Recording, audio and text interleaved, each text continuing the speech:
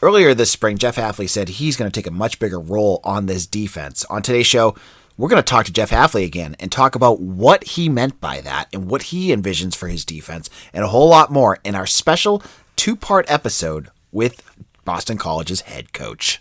You are Locked On Boston College, your daily podcast on the Boston College Eagles, part of the Locked On Podcast Network, your team every day.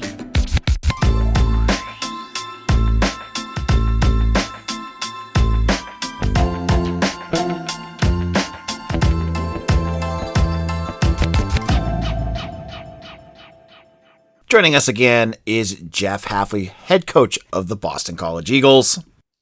So this year, it's a bit of a change. You're replacing both coordinators with pairs of co-coordinators, and you also named Rob Jasinski as the head coach of the offense.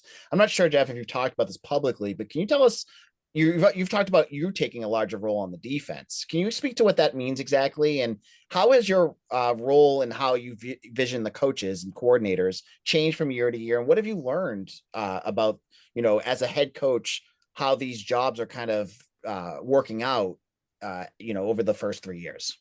Yeah, you got to have trust in your coordinators. I mean, I think getting Chud to be coming on the field coach and kind of oversee the development of the scheme and the offense. I'm not sure anybody, I think Mitch might, because he seems like he watches football and reads about football and doesn't do anything but football. I don't know if anybody has truly understands how big of a hire that was. You get an ex-NFL head coach. So AJ, when he's in front of that room and I'm in the back, because I'll go to offense meetings, defense meetings, special teams meetings, I'm in all of them. When I'm sitting there and he's up there doing install, I mean, that's a head coach in front of a room. I mean, the guy's been a head coach, right? So that experience, it's just the way he handles the room and the way he teaches and the way he develops. I mean, it's incredible. And that's very helpful for me. I bring in a guy like Paul Rhodes who has head coaching experience. It's the same thing when he gets up in front of the room. I was a head coach at Iowa State for 7 years and coordinator at a high level. So having guys like that is very helpful. Me with the defense, I've been a defensive coach, AJ, my whole life, right? I went to Ohio State. I implemented the scheme that I believed in, and we did some good things. I came here in the first 2 years. I mean, we really flipped a lot of the numbers. We were top 30 in scoring defense. We were the number 2 pass defense in the country. I think last year, I don't think we coached well enough, and certainly we didn't execute on the field well enough either. Now I think we played way too many possessions. I think if you look, we were on the field a lot. Still could have played better. That is not okay. But it's my scheme, and the details are really important to me, and I need to get back to that. And I'm putting more time into that now that I feel comfortable, really comfortable with what's over there, right? Total belief. I need to get back to the details and the fundamentals and my energy and my motivation and my vision of what it's supposed to look like. And that's where my mindset is right now, and I cannot wait to get going again. I have not been this re-energized and excited to get back into coaching defense. And I have been fired up every morning when I walk into the office about it. And then you get Coach Azar, who has been with me and loyal for all this time and really knows the scheme and knows the back end, and he's so good with the players in the meeting room. And then Sean Duggan, who I think is one of the brightest young stars who processes at such a high level. I mean, those guys know my scheme. So rather than bring someone in and all of us teach them the scheme, let's go, right? I'm going full speed ahead. And let's bring in a guy who's a mentor of mine, and Paul Rhodes has head coaching experience, has coordinator experience. Let him try to pick it apart a little bit, poke holes in it, because he ain't afraid to tell me anything. Shoot, I mean, he's the guy who hired me first. But at the same time, he's going to be loyal and have my back and bring in new ideas and new energy. And let's put it all together and let's see where it can end up. So that's what I mean by that, AJ, but I really feel good about immersing myself in that. Now, Mitch, you asked me earlier, what are some things that I've learned? I'm not getting away from the offense. That's not what I'm saying. Mm-hmm. In their meetings, I'm going to give my input. I'm going to know exactly what's going on. It's just going to take me more time and effort to do everything I can. And I am fully invested in that. Now, you want to talk about comfort? I'm going to tell you about Birddogs.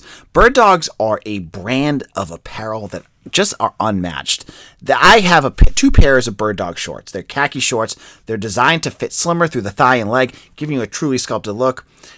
I am telling you, like, they're not stiff. They're not restricting. I feel comfortable. I can wear these hiking. I can wear these paddleboarding. I can wear them everywhere. And they use an anti-stink, sweat-wicking fabric that keeps you cool and dry all day long. So what you need to do is go to birddogs.com/lockedon and enter promo code LOCKEDONCollege for a free Yeti-style tumbler with your order. That's birddogs.com/lockedoncollege for a free Yeti-style tumbler. You won't want to take your Birddogs off. I promise you that. So you brought up a little bit, but last year, kind of the offensive line struggled. There's really no way to sugarcoat it, and the run game suffered because of it.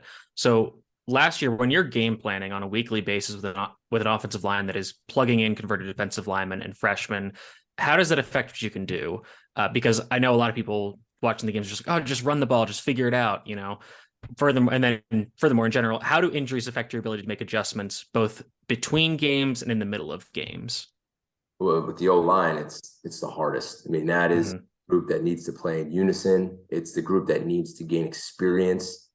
I mean, you're coming off combinations, the guard and the tackle. There's got to be a feel for it. In pass protection, you're picking up a twist or a stunt. And there's some things, Mitch, that are communicated, but then there's aren't. It's just a feel when you pass things off because you've done it so much, whether it's on a zone block, whether it's in pass protection, right? And if you look, you know, I felt good after the spring when we were playing spring ball last year at this time. You had Kevin Klein at right tackle, Christian Mahogany at right guard, Drew Kendall at center, Ozzie Trapillo at left tackle, and then guys like Conley and everyone else were fighting their butts off for the left guard position. And Finn's fighting left guard position with Conley. And then obviously Mahogany goes down, so there goes our guard. Kevin Klein tears his ACL the second game of the season. Finn tears his labrum, I think, the third game of the season. Drew Kendall tears his meniscus and breaks his left hand. So all of a sudden now it's all those reps in the spring of those guys working together, they're gone. Now all of a sudden, who are we going to play at guard? And then we grab Dwayne Alec, who is tough and gave everything that he had, and Jackson Ness and Trapillo stays in there. Drew's in and out. So it's hard. It's probably the hardest thing that I've ever seen or had to be around in coaching, where each week for the first, you know, I think weeks 2 through 8 or 9, we had different guys out there in different spots, not because we wanted to, because we had to. We had Jackson Ness, who never snapped the ball in his life. I mean, I love the guy. He went in against Wake Forest and played center.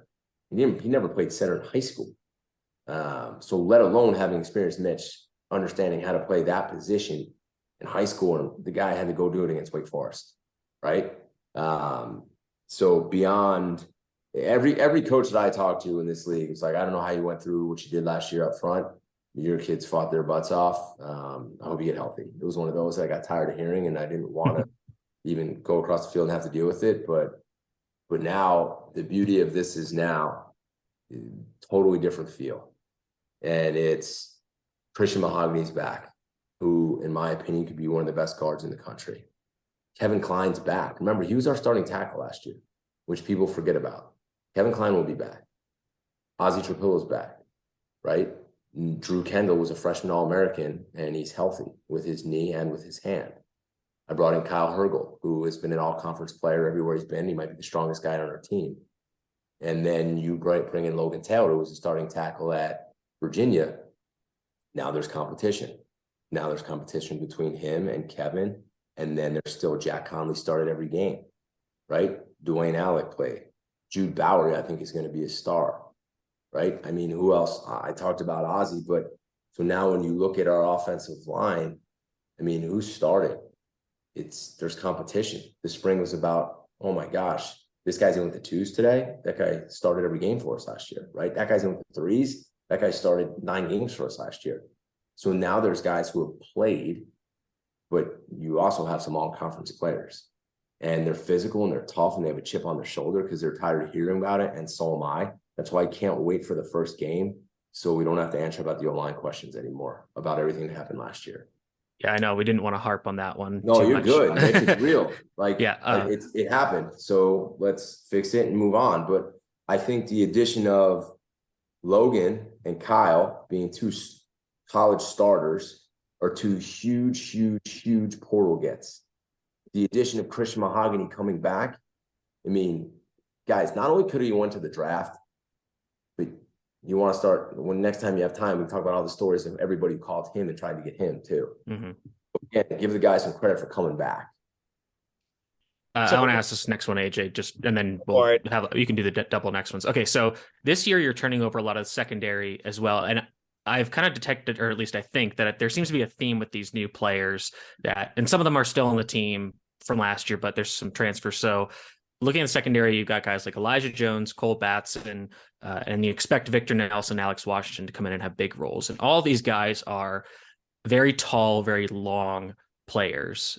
And specifically for the transfer guys, was that a strategy you were looking for, like go out and get guys with length, or was that just kind of like, okay, these guys fit with our system and it's just kind of a coincidence that they're all very tall, and I know Kari Johnson is kind of the outlier there, but was that kind of just a coincidence, or was that something you were specifically looking for? It's always going to be something I'm looking for. If you can find a guy with length who's good enough, it helps shrink the field on defense at every position. Mm-hmm. That's very, very important, probably for most. Now, I'm not going to tell you that was like, that's exactly what I was looking for. It just so happened that we got it. Okay. I'd be blatantly lying to you if I said I just went out and looked for length. I looked for the right players who fit us and I thought could help us win. Mm-hmm. It turns out that they all have length, which I absolutely love.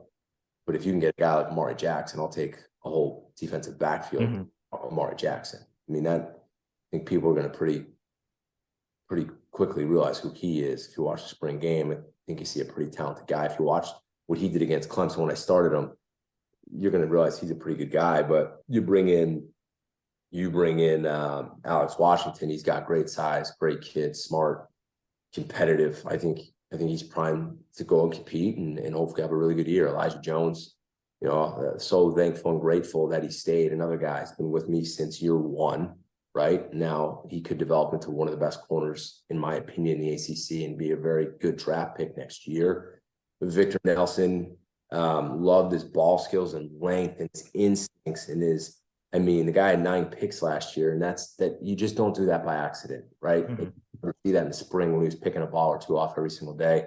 Cole, you saw play last year. I'm a big Cole fan. Another guy with length, great tackler, tough, very, very smart. Kari Johnson from Arkansas is a guy that started at corner in the SEC, started nickel in the SEC, has played safety in the SEC. And they're really, really good kids that fit the room and work hard and are really coachable. And it is a really fun group to be around, that group. All right, Mitch, we have time for one more question. Do you want to pick the last one? You can go. We got 5 more minutes, man. I'll be happy to. All right, so I'll ask then. What position group are you most excited about going into the season? I can sense the excitement going into 2023. And who's the player you think fans need to be aware of in terms of how he contributes to the team success? Maybe a player that doesn't get a lot of the accolades, but you, during practice and training, see him working his tail off. I'm most excited about the O-line and the D-line. Which, I'm most excited with the O-line because we got guys back because there's a chip on their shoulder and they're talented. And everybody thinks that they're awful. So that's why I'm most excited about them. And then our D-line. We got Sheeta back, Donovan, Edwin, Neto. We got some violent, athletic defensive ends. That group has been developed and coached, and they are relentless and play hard and are now bigger and physical. Donovan's up to like 255. Neto, waiting to see this guy. And Edwin, what he did at the end of the year as a freshman. And then Sheeta, let's not forget about Sheeta. That guy, he looks like they're supposed to on Sundays. He's got to stay healthy and go play. And then the interior's just so much stronger. Guys who played a lot like Cam Horsley and Quan Williams as a true freshman, what he was able to do. Chris Banks, Nigel Tate's back. He's finally in good shape. His knee's better. He's 319 pounds. And then you enter George Rooks. And then you enter Caleb Jones, who we just picked up, right? I mean, so we got depth and we got strength and we got athleticism on the edge. And then, some of the other transfers talk about, like, I'm excited about the wideouts. I mean, clearly the guys that we had, you look at Joe Griffin and what Dino did last year. And then you look at Lewis Bond. No one really knows about Lewis. He's a guy I'm excited for people. And Jaden Williams is back after he missed time last year. And then you insert Ryan O'Keefe, who might be the fastest player we've ever had here. Yeah, and then we just picked up the transfer quarterback. And I don't know if you guys have ever watched his highlight films, but you want to talk about competition and pushing people and making people work. Watch this guy throw the ball and watch him run.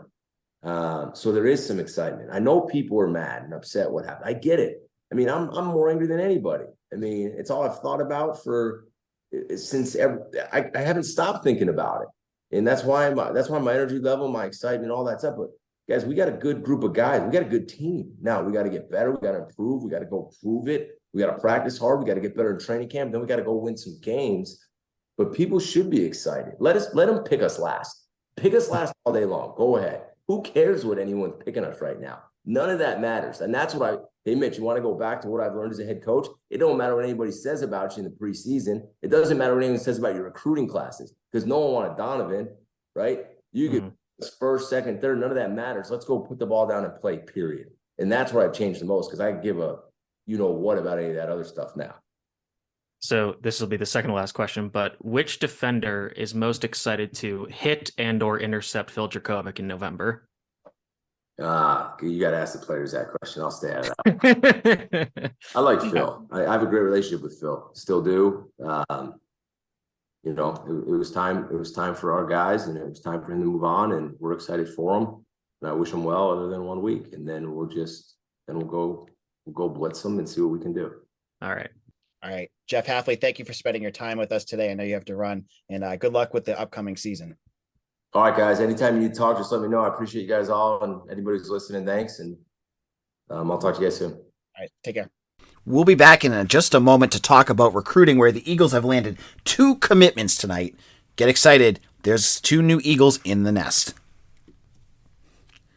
This is Locked On BC, AJ Black. Thank you to all of you who have listened to Locked On BC. And if you're just checking us out for the first time, if Jeff Hafley's interview is the first time you checked out on Locked On BC, we are a daily Boston College podcast, August through June. We're doing 3 days a week right now. But right now, huge news in the recruiting front for Boston College football, as a team that had not landed a 2024 commitment in over 500 days landed 2 on Thursday night. The first news was Desman Stevens, a safety out of Clarkston, Michigan, announced his commitment to BC. Ranked a 3-star, who had visit set up to Purdue and Louisville. He canceled them after a tremendous visit in Chestnut Hill last weekend.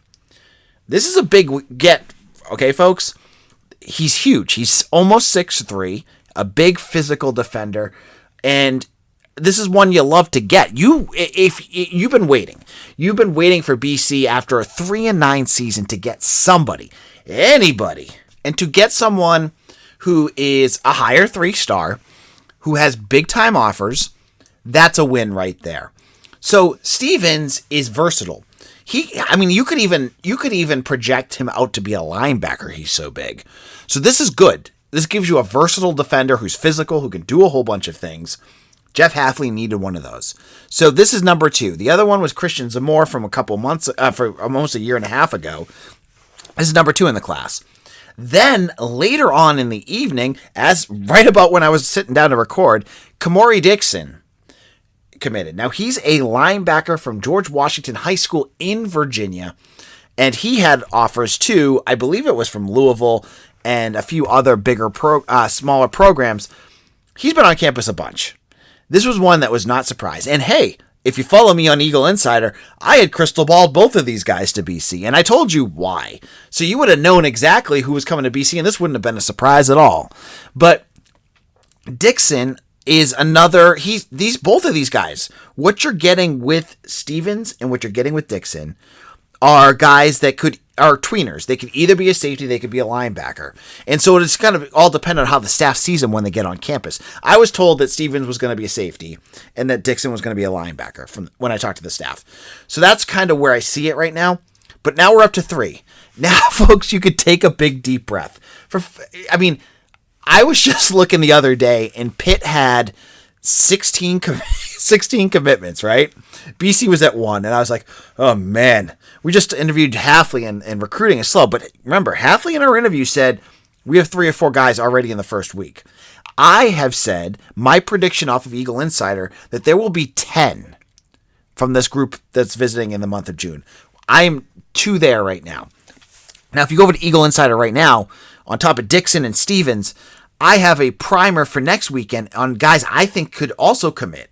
And there's like 3 or 4 more guys there. And there's the surprises, of course. Hey, if you were to ask me last week, before the visits happened, if Desman Stevens was going to commit to BC, I would have said no. I don't think he was a guy I would have picked to early commit to Boston College. But hey, I was wrong. He had visits set up to Louisville and Purdue. You just assumed he was going to take them, right? So there could be surprises. And coming up, you got Gerby Lambert. You've got Henry Hasselback. You have 4-star wide receiver Keandre Henry. You have 4-star safety Ronnie Royal, who's down to NC State and BC. You don't know what's going to come up. If you go to Eagle Insider right now, you can sign up for $1. If you just want to check out June, check it out. I'm telling you, you're going to get hooked. I have so much freaking VIP content out there. You will be satiated with BC recruiting news that I think you'll love. All right? But I'm going to jump off now. Hopefully you enjoyed our podcast. Give us a 5-star review wherever you get your podcasts. And if you're not on YouTube yet, get on that YouTube. Make sure you hit that subscribe button on Locked On BC and like this video. And we will see you all again on Monday, where I'm going to wrap up this weekend's official visit weekend. Maybe have even more commitment news and a lot more exciting stuff going on here on Locked On BC.